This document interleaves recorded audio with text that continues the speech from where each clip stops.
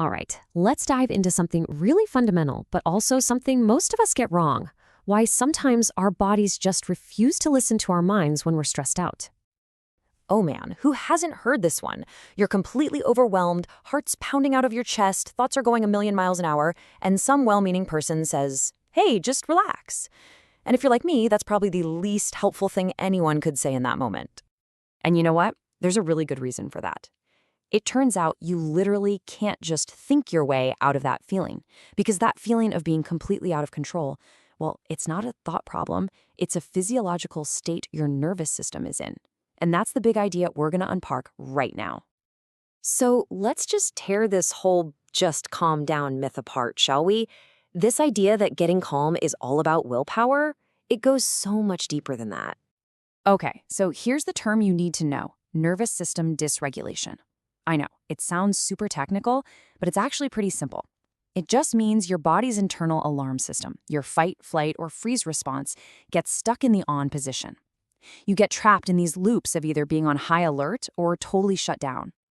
And this stuck feeling usually shows up in one of two ways. On one side, you've got hyperarousal. That's the high alert state. You feel anxious, irritable, your heart's pounding. Then on the flip side, there's hypoarousal. That's the shutdown. You feel numb, exhausted, foggy, and just disconnected from everything. Sound familiar at all? And this is probably the most important thing to get right now. It is not all in your head. This isn't a personal failing or a sign of weakness. This is your actual biology, your physiology, doing what it's been designed to do for millions of years. So why does this happen? What's going on in our brains that makes us feel so hijacked by our own bodies? Let's get into the fascinating science of it. Yeah, this is the million-dollar question, right? If our brains are so powerful, why can't we just think our way calm? Well, the answer is pretty incredible. And it's all about our wiring for survival. It really boils down to four main reasons, and the kicker is they're all happening below the surface automatically. Your nervous system is subconscious. It doesn't ask your permission. And when it senses a threat, your survival brain completely takes over, sidelining your rational thoughts. Because these responses are held in the body, trying to ignore them just makes you feel even more disconnected. Here's a great way to think about it. When your body thinks you're in danger, it doesn't need a philosopher, it needs a firefighter. So it basically cuts power to the logical planning part of your brain, your prefrontal cortex, and sends all that energy to the parts needed for survival. Your logic center literally goes dark. And this whole process has a name: neuroception. You can think of it like your body's own internal security system, always running in the background, 24/7.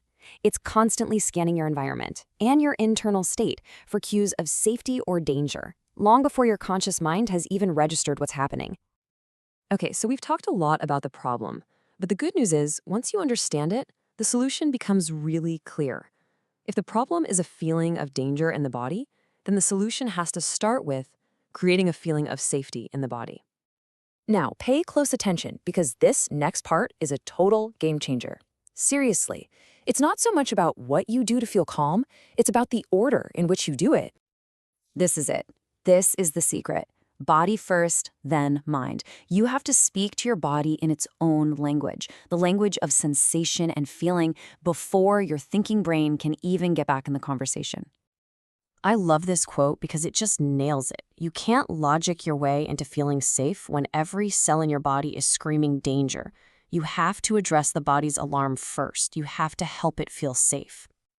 All right, so how do we actually do that? What does speaking to the body look like in real life? Let's get into a practical toolkit you can use. Okay, so these might look like simple relaxation tips, but they're so much more than that. Each one of these is a direct message to your nervous system that says, hey, you're safe right now. A long, slow exhale, that's like hitting a reset button for your nervous system. Feeling your feet on the floor, that's grounding you in the safety of the present moment. These are direct lines of communication with your biology. Let's put this into a super relatable situation. Imagine you're about to give a presentation, and the anxiety hits. The old mind-first way is to just yell at yourself in your head, right? Relax, get it together. But what happens? The anxiety probably gets worse. Now, the body-first approach is totally different. You pause, you press your feet firmly into the floor, you take one slow breath, you send your body a cue of safety, and then your mind starts to follow. And all of this leads to what is maybe the most powerful shift of all. It's about moving from a place of self-blame to a place of understanding and even appreciating your own biology. I really want this to land. If you have ever felt broken or weak because you couldn't just control yourself, please hear this. Dysregulation is not a character flaw. It is not a lack of willpower. In fact, it's the opposite. It's this incredibly ancient, brilliant system that is hardwired into you for one reason and one reason only: to protect you and keep you safe. The goal isn't to fight it, it's to befriend it. And that's really the whole journey we're talking about right here. It's shifting from that old fight where you're trying to force and override your body to creating a whole new relationship with it, one where you learn to work with your biology, to honor its signals, and to build a real connection. And this is the thought I really want to leave you with. For so long, we've been taught that it's all about control, about muscling through. But it's not. It's about connection. It's about building a trusting relationship with the wisdom of your own body. So, I'll leave you with this question. After everything we've talked about, what's one small step you can take today to start listening to your body? It doesn't have to be big. Maybe it's just one slow exhale the next time you feel stressed. The whole journey starts right there. Thanks for joining me for this.